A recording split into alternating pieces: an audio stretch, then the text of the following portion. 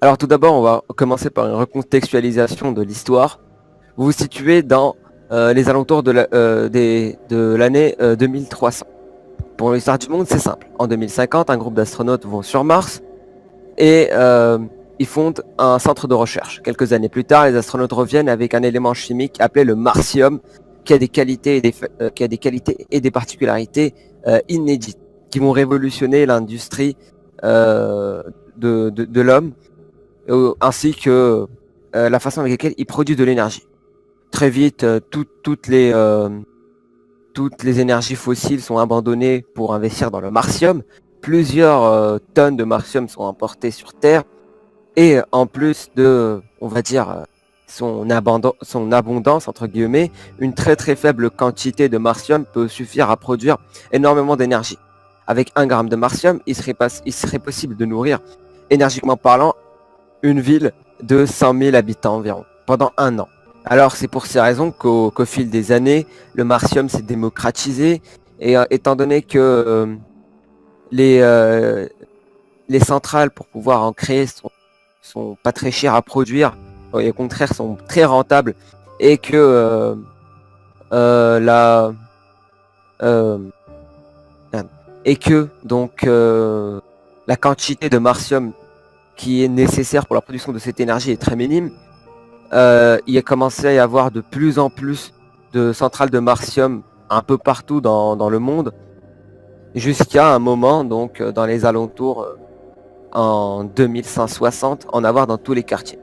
Seulement qu'en 2167, un accident arrive qui va décimer l'humanité. En effet, la plus grande centrale de martium explose, et normalement ce n'est pas censé passer. Donc les gouvernements, enfin, peut être considéré comme des gouvernements de nos jours, disent que c'est tout simplement un accident, mais la populace se doute bien que voilà, c'est pas arrivé par hasard. Et bon, donc quand cette centrale explose, il y a une réaction en chaîne incroyable. Toutes les centrales de tous les quartiers commencent à exploser les unes après les autres, décimant 7 milliards de la population, pardon, 6 milliards de la population humaine. Et il en reste alors il reste plus qu'un seul milliard. Et parmi ce seul milliard, il y en a 500 millions qui meurent à cause d'une maladie inédite contractée par les radiations euh, de l'explosion des centrales de martium, et cette maladie qu'on appelle la peste de Mars. Heureusement, pour toutes les personnes qui n'ont pas succombé donc, à cette peste de Mars, leur corps a réussi à assimiler les radiations. Et ça a permis à l'homme, pendant un certain moment, en gros, d'accélérer son cycle de mutation. Toutes les mutations qui étaient censées s'être faites euh, au fil de plusieurs millions d'années, elles se sont accélérées en plusieurs semaines. Et par ce fait, ils sont devenus sensibles aux éléments qui les entourent. Chaque humain a un don à la naissance qui lui permet d'interagir avec un des éléments, que ce soit les minerais, les métaux, l'air, le feu, la végétation, l'électricité. Mais pas seulement, leur corps a aussi subi des mutations. Tout d'abord, leur peau est devenue beaucoup plus épaisse, ce qui a réduit considérablement l'efficacité des armes à feu. Et ensuite, selon les familles, il y a un caractère héréditaire assez spécial qui se transmet de génération en génération. Vous, dans les environs de 2000, de 2300, vous vivez dans une population donc qui arrive à se reprendre petit à petit. Par contre, toutes sortes de gouvernements officiels, les frontières, les pays ont complètement disparu. Ça a laissé place à une énorme oligarchie, euh, presque même une aristocratie, et c'est les plus riches, les plus puissants qui ont le pouvoir. Vous avez tous grandi dans ce système. C'est un système, on va dire, dans la plupart des pays pour l'instant, il se tient. Les gens arrivent à survivre, mais les conditions sont tout simplement horribles. Le premier tour donc va être à Dalix et en gros on va aller. Par contre, j'ai une légère question, MJ. Oui, Tu m'as dit que en gros tous les pays c'est dirigé maintenant par un seul gouvernement, pas tous les pays sont dirigés par un seul gouvernement ou on est dans des espèces de villes continents ou un truc dans le genre? vous êtes dans des cités-États et certaines cités-États sont des villes-continents. Mais elles sont pas très très grandes, c'est des îles quoi. D'accord, chaque île est dirigée par un seul type? Enfin, une famille ou un groupe? Euh, donc pour les familles les plus puissantes peuvent des fois contrôler plusieurs îles, comme il peut y avoir des familles moins puissantes qui contrôlent un quartier. D'accord, Mais et nous on est où à peu près en fait? alors vous ne commencez pas tous rassemblés. Par exemple, selon votre histoire, donc vous avez une géolocalisation différente.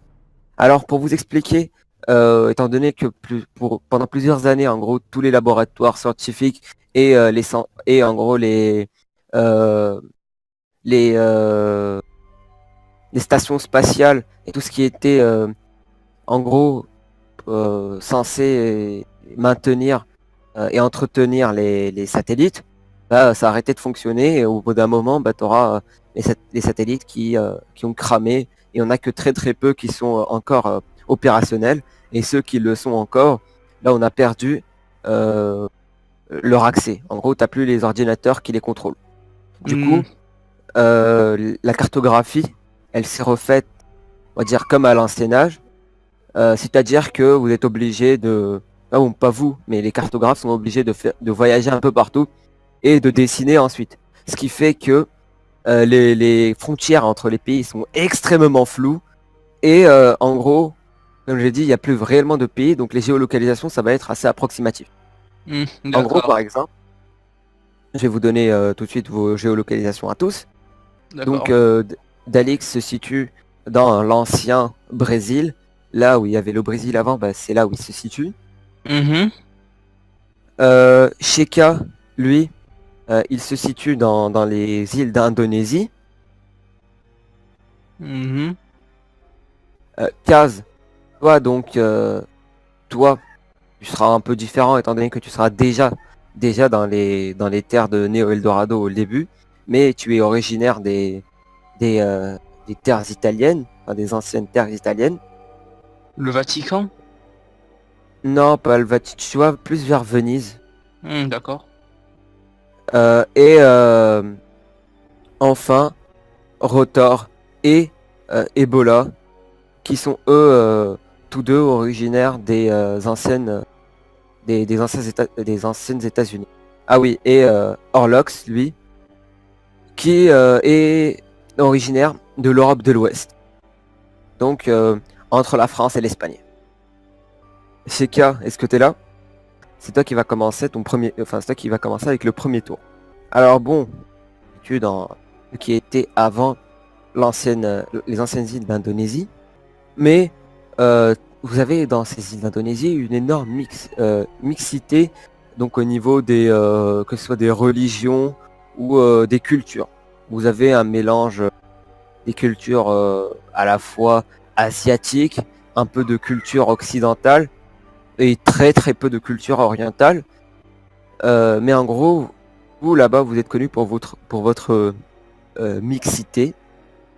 Mais toi, tu ne t'es jamais senti chez toi là-bas.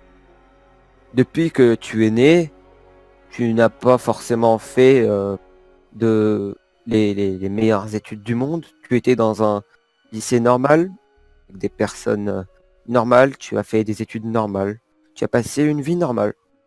Hormis le fait que tu étais assez doué au tir à l'arc, mais bon, tout le monde s'en foutait. Presque personne ne te connaissait. Même tes parents, des fois, quand tu ne rentrais pas, n'y prêtaient pas attention. Pour toi, tu étais presque un fantôme.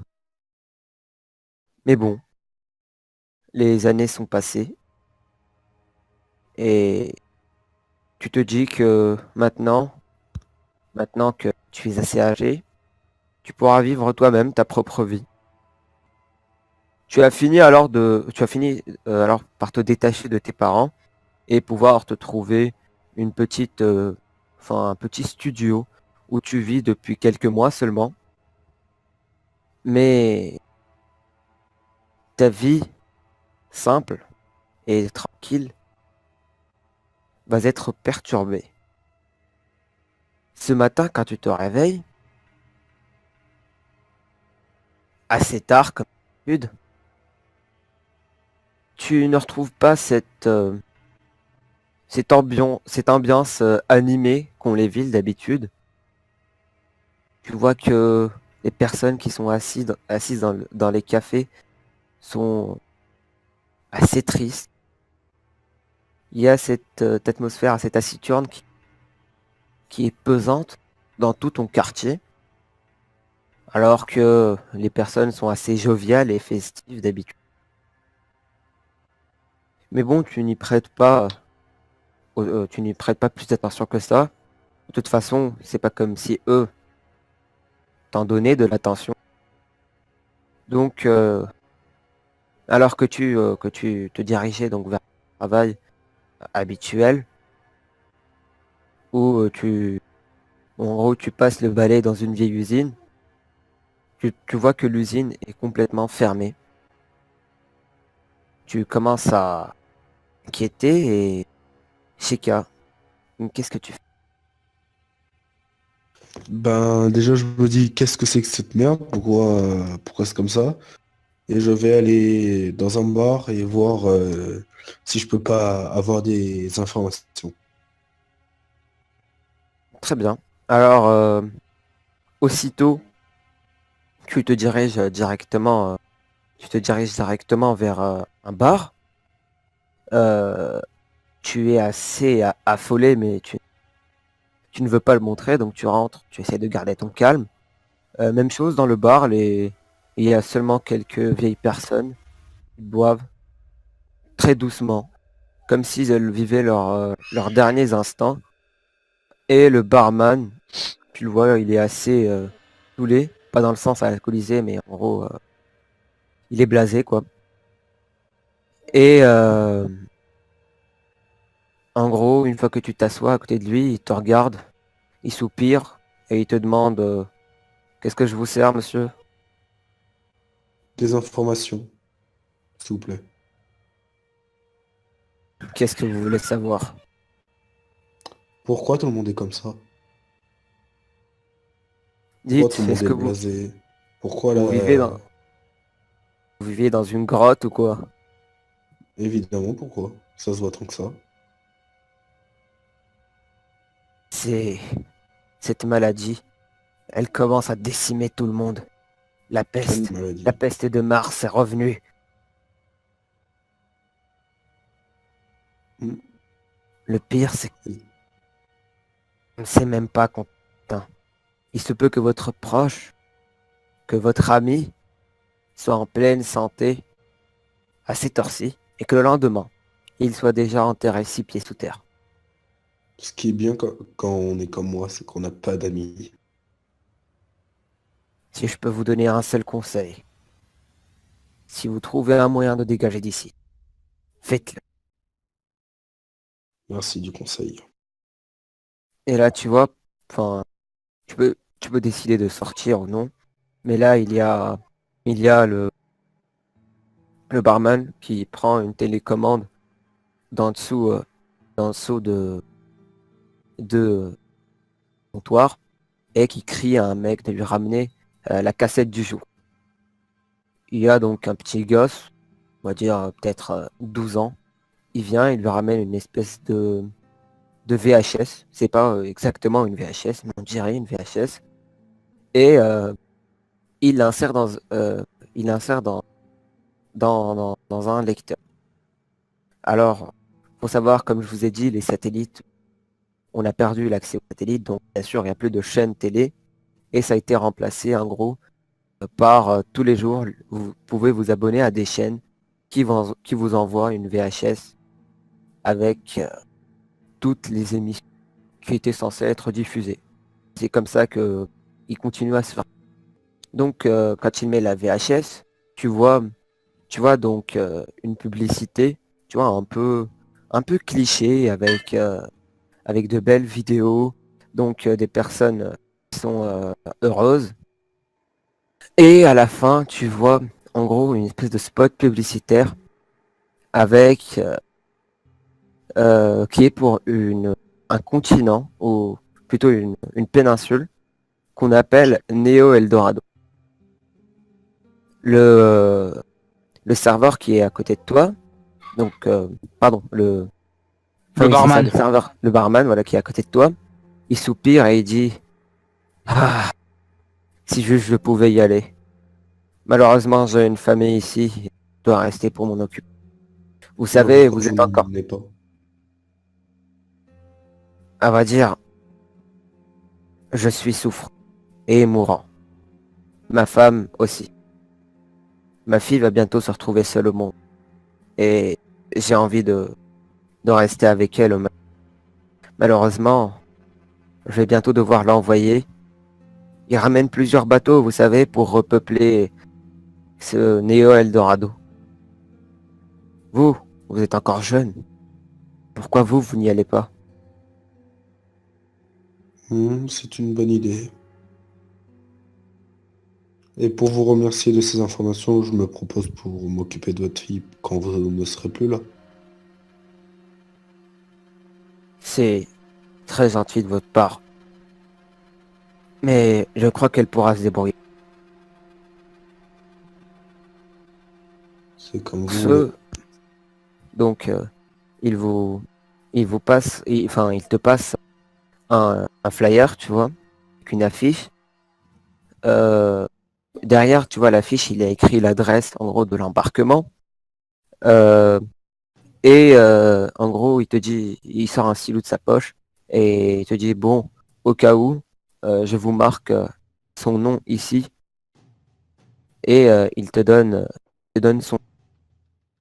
il te glisse directement dans ta poche. Donc, Merci. Shika, maintenant, alors, tu quittes le bar étant donné qu'il n'y a plus rien à voir à l'intérieur, à part des vieilles personnes qui se lamentent sur leur sort. Et quand tu réouvres ton player une fois dehors pour voir où tu dois aller, bah tu vois que c'est pas le port est, enfin le port d'embarquement est pas très loin d'ici.